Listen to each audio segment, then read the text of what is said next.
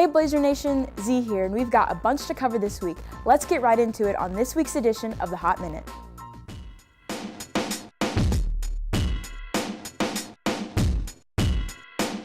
The men's basketball team's incredible season continued with an overtime victory on Wednesday night in Alabama with a 68-67 overtime win over the Montevallo Falcons.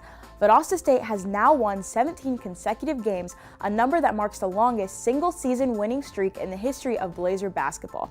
Bo Justice reached a milestone in the game after scoring 16 points for his 1,000th career point at VSU. Justice joined Tyrone Cornell and Eddie Brown as just the third Blazer in the history to hit the mark in 2 years or less. The Blazers will join the Lady Blazers on Saturday for a Gulf South Conference matchup at home against North Alabama Lions at 2 and 4 p.m. Speaking of the Lady Blazers, Maddie Mitchell earned her 4th career GSC Player of the Week honor on Tuesday. Mitchell teamed up with fellow seniors Kenya Simone Dixon and Taylor Bowie on Wednesday night to lead VSU to a convincing 61-48 win over Montevallo. The victory was the 5th straight for the red-hot Lady Blazers, and it helped secure hosting rights for Valdosta State alongside the men's team in the first round of the GSC playoffs on Tuesday, February 27th. Huge news this week for both Blazer basketball programs as ESPN announced that they will be in town to cover senior night at the complex next Thursday, February 22nd.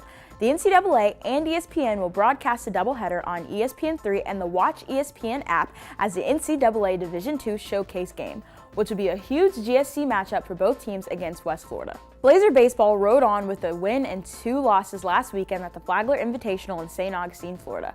VSU fell in a narrow 1-3 loss to Flagler on Friday before pitcher Sean Gable picked up a 2-0 shutout win over Florida Tech on Saturday. Wingate defeated the Blazers 7-6 in a heartbreaker on Sunday, but Valdosta State will have a chance to bounce back this weekend at home. The Blazers will welcome Barry to town for a 3-game set, starting with Saturday's doubleheader at 1 p.m. and the series finale on Sunday at noon. Look for coverage of the weekend action with the links at www.theestateblazers.com. Blazer Golf opened up their spring schedule with a solid outing from Davis Roche at the Matlock in Lakeland, Florida.